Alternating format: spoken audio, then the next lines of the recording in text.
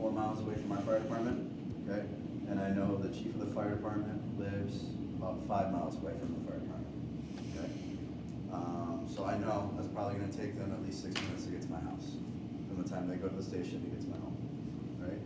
Again, if you're stuck, how little of time is there? Right? You don't have time, okay? That's why it's extremely important when you're talking about this and you're moving into the meeting spot, they understand how fast it actually is and how limited time they actually have to get out before someone's gonna come save them, okay? So, to transition from that, what is one of the best things about our smoke sensor that it does for the family compared to the other one? Protection. What's that?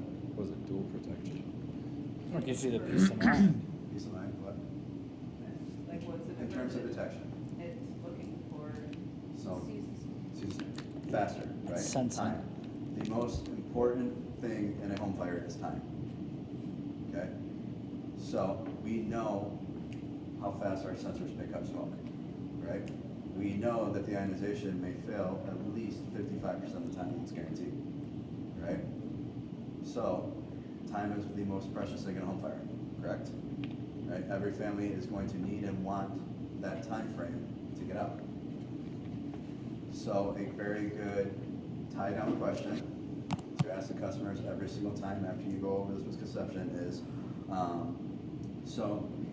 Shannon, how important is it for you to know about your fire as soon as it starts? Absolutely important. It's absolutely important, right? So we don't want to wait, 3, 4, 5 minutes, actually 20 minutes to let a fire, right? No. Very good. She just told you what she has in her home isn't going to work, right? So now when you're going to the alarm kill, and we know that, when you go to the alarm kill, okay, she's not going to hear anything that she didn't already say, right? So it's just that reiteration, and now you got a warranty that's reiterating everything Shannon just told herself, right?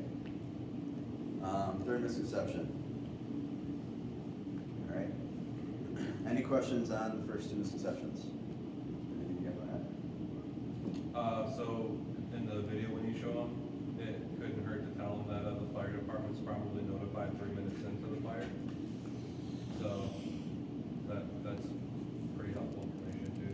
On average, 3 minutes after your fire starts, they're probably notified. So if that room looks like that for 3 minutes and that's what the fire department's called, what are your chances that they're gonna be able to help you? I've just, with families, I've had them Google, because sometimes I'll go to a home and I don't know if they have full-time, part-time, paid on call, and we'll Google what the fire department's response time is so that they know right there in front of them, hey, your response time is 6 minutes, 45 seconds. Yep. And then I say, what chance do you think if you're trapped in your home for 6-7 minutes do you have after I just showed you that video? Exactly, right? So if you Google, fire departments have an average standard time they have to meet. That time is just like 6 minutes, and that's just to get on scene, okay? So if they're allotted by the Fire Chiefs Association to not have to even get to your home until 6 minutes after the fire started, right? Not every fire department will be on there, it just depends on how big, small, okay? But if a fire department isn't on there, how many fires do you think they actually see a year? Probably not many. Probably not, right? Birch Run's fire department sees maybe 2 structure fires a year, okay? That's a fire department seeing only 2 structures. How adequate or how efficient are they gonna be, right? And that's nothing against them, okay? That's just the unfortunate circumstance you run into. If you choose to live in a community where you have volunteer firefighters, right? So moving on to the third misconception, you're prepared, right? So this is when you must reassure the family, right, that you're not there to criticize them, you're not there to critique them, you're there to help them, right? So Shannon, 95% of the families I go see, they're in the same shoe you are, right?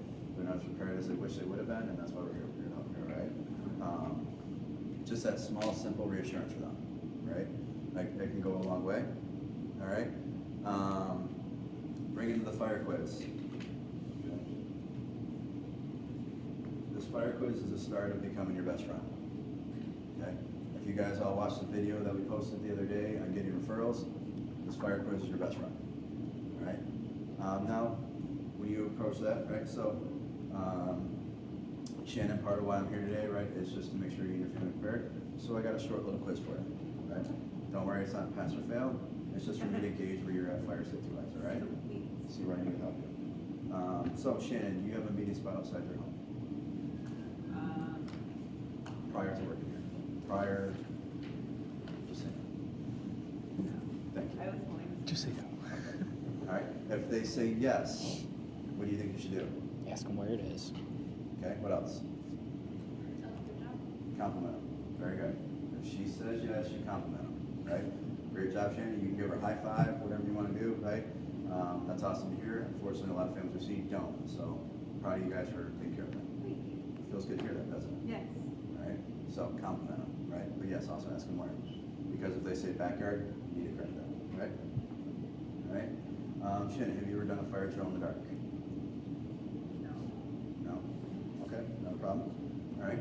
Shannon, do you replace your smoke alarm batteries in the spring and fall? I don't have any up right now. No.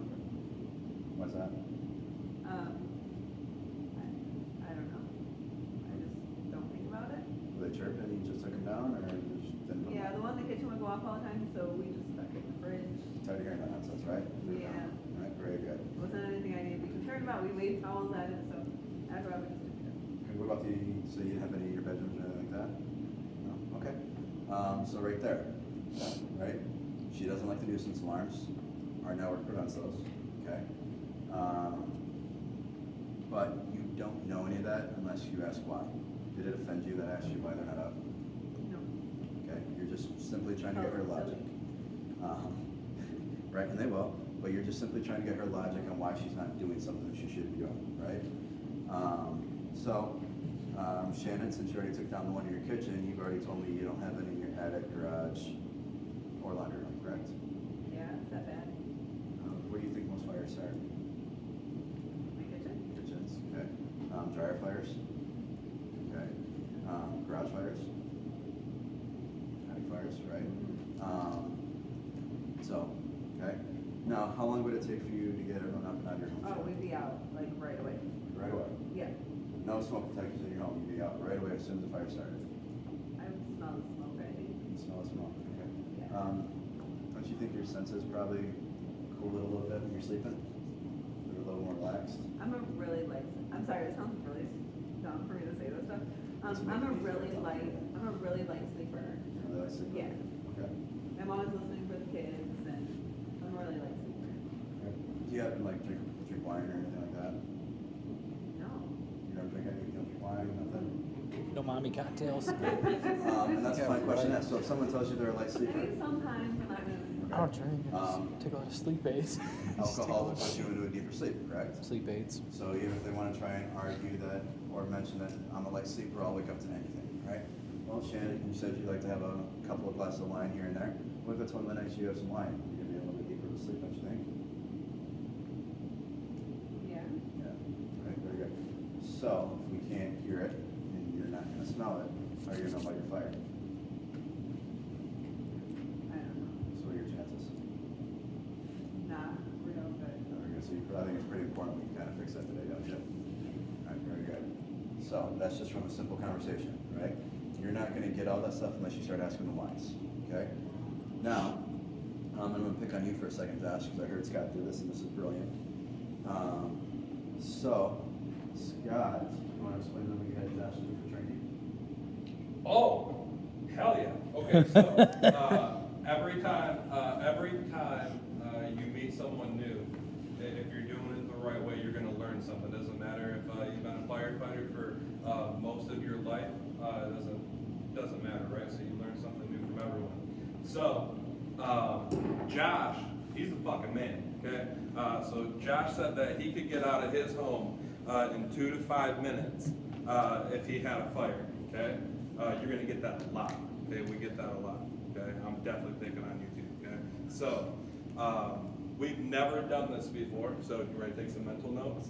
You might do it. You might do it, and if you did, you can take credit for it. But now I'm taking credit for that shit. It's because of Josh. So when you went through training, did any of these 4 amazing people ever have you practice a fire drill the night that you went home after day 1? Hell no, they didn't. Right? Shame on us. So, from now on, forever, if you want to know how hard it is to get out of your home the night that you have a fire, I want you to take your significant other, your kids, I want you to go to the living room, I want want you to blindfold yourself. I want you to spin them around 5 or 6 times really fast.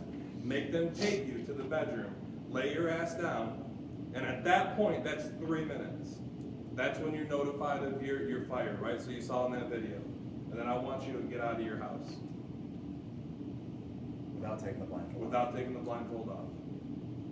Because when the smoke's in your home, firefighters can't see the smoke in front of their face, right? They can't see their hands. Correct? Most times. So I would like to know how long it takes you to get out of your house. How long did it take you to get out? About 3.5. 3.5 minutes. So that's 6.5 minutes. Josh alive? Nope. Hell no, he's not. Okay? That's a shitty feeling. So, that's how you practice fire drill, okay? So from now on, I'm doing that shit. And I don't know how we got started and segued to that, but thank you, Josh. Hey, Colin, you go home tonight. Any kids? Yeah, right. Sorry? I'm out of Kids gonna training. get out? No, I'm 23. Puppy. So, Puppy, fur baby. Don't leave Roscoe out. did you get your puppy? Huh? Did you get your puppy? Yeah, that's the first I went to. Okay. Hey, did he go grab the dog? Don't lie. He didn't grab the dog, did he? That's messed up. All right. So that's. She's like, he didn't help me. Without having to go He get said, your fire fire. every man for himself. And anyone who's a parent in here can agree. How difficult can it be sometimes to wake up children who don't want to get up? Absolutely. A nightmare. It can be a nightmare, right? Yeah, mine's whatever. So that's why it's super important, okay? So that was just to prove a point, right? So in training, we're gonna start doing that when we bring new people in. And even if you're here and you haven't done one of those yet, you should absolutely do one because then you understand personally. And if you want to see what it looks like to be inside a fire, you can go to YouTube. Grand Rapids does a really good job of, they have a cam that they'll put on their bodies and they'll go into the fire and you can actually see how little you can see until you get right to the seat of the fire. Because then things will obviously light up a little bit because you're next to the flame. But prior to that, even if it's daytime, nighttime, it doesn't matter. The more smoke in the home, the harder it is going to be to see, right? So, after you go through the fire codes, yes, Scott? I was just gonna say, so as a safety advisor, everything that we just talked about, you could literally take 5 minutes out of your demo and do that with the family that you're with. That would be recommended. Give it a shot, right? They're there listening to you, right? You're in charge, okay? You're the fire safety expert, right? So if you want to say, all right, great, let's hop on up, we're gonna practice fire drill. Absolutely do it, okay? Now, after you go through all these questions, okay? Again, we're gonna teach you guys a little bit of different stuff from the way we do it compared to the way it's in the book.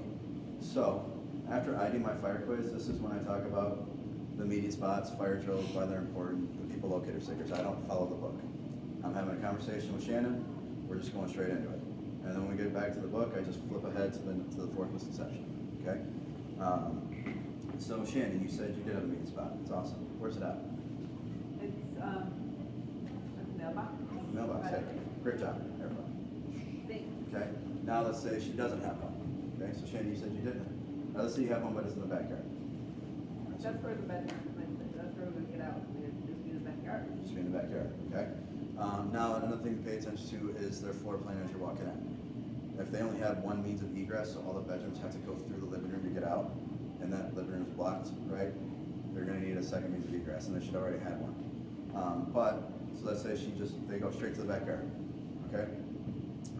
Shannon, just real quick, do you ever have a babysitter for your children that comes over and watches them? Okay. Now your meeting spot's in your backyard, okay? What happens if you get home and you can't get to your backyard? You don't see your children.